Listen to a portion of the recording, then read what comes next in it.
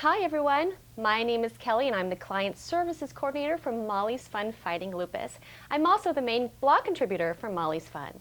Today we have someone very special joining us in Kelly's Corner, Dr. Lahita. Thank Welcome, you. Dr. Lahita. Thank you. Good to be here, Kelly. Thank you so much. Hey, Wonderful Kelly. to have you here. Good to be here. We were just thrilled that you were able to join us yesterday at our symposium on men, women, love, and lupus. Thank you.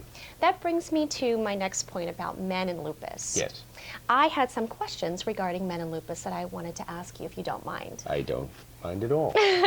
Wonderful, thank you. So 1.5 million Americans have lupus, Yes. which means that approximately 150,000 men have lupus. Yes. Do you find that even though statistically the number is higher than other diseases, men still feel like outcasts because lupus has a societal label of being a woman's disease? That's very, very true. Men get the raw end of the stick with regard to the diagnosis of lupus. Most men that have lupus have feelings that I have a woman's disease. Does that make me any different? And the answer is absolutely not. Having studied men for some 35 years with this disease, the men are very much men, virile, reproductively successful. Many have many children. That's always a question. Can I have children? Yes. What about erectile dysfunction? All of these things, of course, all of those things can play a role in a person's life, but it is not relegated only to men with lupus. So there are many, many men with lupus, and in lupus centers they see a lot of men, and men have been very, very important to our studies of the cause of lupus. Thank you for that. Do you find that the symptoms of lupus present themselves differently in men versus women? Very subtly so. It depends on several things. It depends on the ethnicity. For example, African American men tend to have very, very severe lupus, much worse than patients who are female. And these men can have very severe renal disease and very severe skin disease. On the whole, as a group, the men have about equally the clinical manifestations that a woman would have. For example, men get glomerulonephritis, which is kidney disease, on an equal footing. I think the studies that we have reviewed over the past 25 years would indicate that men tend to have more cardiopulmonary manifestations. So heart and lung tend to be more common in men. Certainly in men that have a syndrome called Klinefelter syndrome, which is XXY, the extra X chromosome, which by the way is rather unusual and not very common. So most men don't have to worry about that. Their doctors will have already picked that up when they were teenagers. But those men tend to have only or mostly lung and heart. I have never, to my knowledge, ever seen somebody with kidney disease that has that condition. When we have men with lupus, we have a lot of kidney disease that can be quite severe. It kind of mirrors what a woman would develop as well. So I don't see the substantial differences in clinical presentation, except in, say, the African American male, the Chinese male, the Asian male as a rule. I mean, the Japanese, Chinese, Thai, Laotian, they tend to have far more clinical manifestations than, say, a Caucasian male would. When someone is diagnosed with lupus, a change of job or hours or position is inevitable. How does that affect men differently than women? Well, that's an interesting sociologic question because men are technically the breadwinners in the family. So that's changing, as we all know. I know many men who are stay-at-home dads, and the wife is really the hunter-gatherer. Is that what we're going to say? The hunter-gatherer is the wife. So that's social, and it is changing in our society. But by and large, men have an obligation, or they feel they have an obligation to support their families. This is an unbelievable burden for a male who is ill, especially with a disease like lupus. And I'm sure these guys, and I see them every day, they feel terrible that, you know, they can't, they lose their job because they can't lift boxes, or they can't operate the forklift, or they have a problem with sitting at a desk at a computer for more than 3 or 4 hours.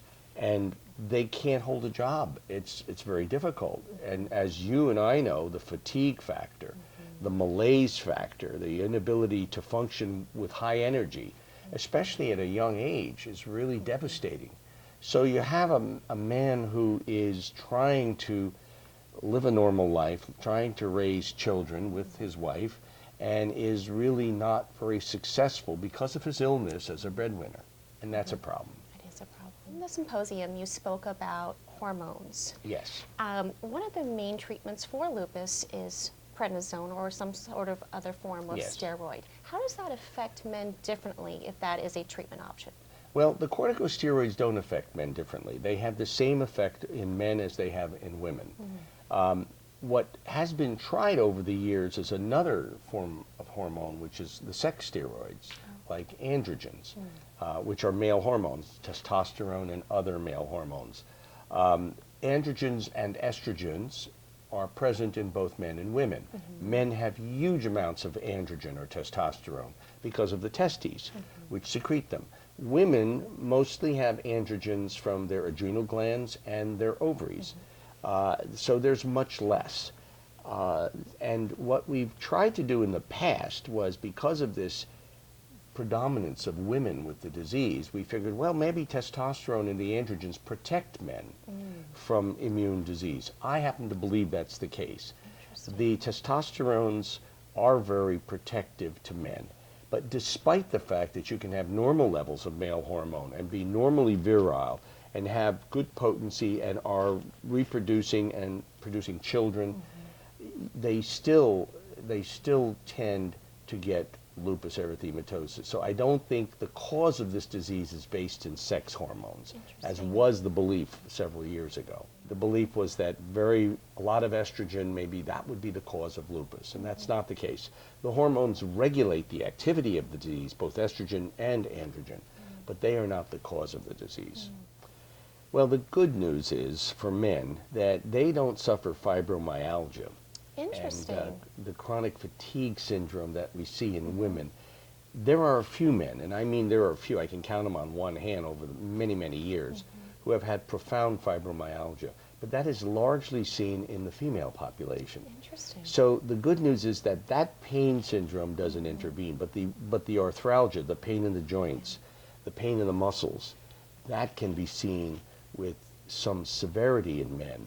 And that is incapacitating. One common thing that's present in all lupus patients, both men and women, is fatigue. Yes. So fatigue is a big issue, and that's really where people fall down that have this disease. The need to sleep, the need to rest. And you know, with a guy who's trying to work an 8-hour shift, that's very difficult. You can't be a police officer and sit in a police car and respond to various calls and be exhausted all the time. You can't be a firefighter. You can't be a pole electrician, or a public service electric person who goes up on a telephone pole and has to climb if you're exhausted all the time. So that's a big issue for men. The erectile dysfunction, the dysfunction, the impotency is not common in this population, not common at all. So if there are issues with reproduction and intimacy, that has to be addressed by both a urologist and a psychologist, because most men that I deal with are very potent and are very capable of carrying on an intimate relationship with their loved one. That's right. For those that are maybe wives or sisters or mothers Yes. or friends or coworkers of a man who's suffering from lupus, what is the number one thing that you would suggest that they can do to support them? I think they just need to support them in verbal means and just say, you know, we understand that you're pretty tired, and we understand that it's hard for you to work the kind of work that you do. We understand that physical labor and physical activity is tough. You don't see a guy with lupus running 6 miles a day or doing a race for lupus or rheumatoid arthritis, but they need to be very, very supportive and understand the fact. Just like men, I ask men all the time to understand their wives and girlfriends who are incapable of doing housework or taking care of the kids or cooking dinner and so on and so forth. The reverse has to be the case as well.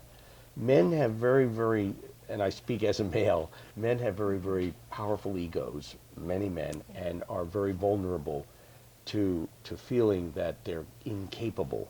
And that has to be turned around because they are capable in most things they do. This just happens to be a very debilitating illness, which when controlled will result in normal performance.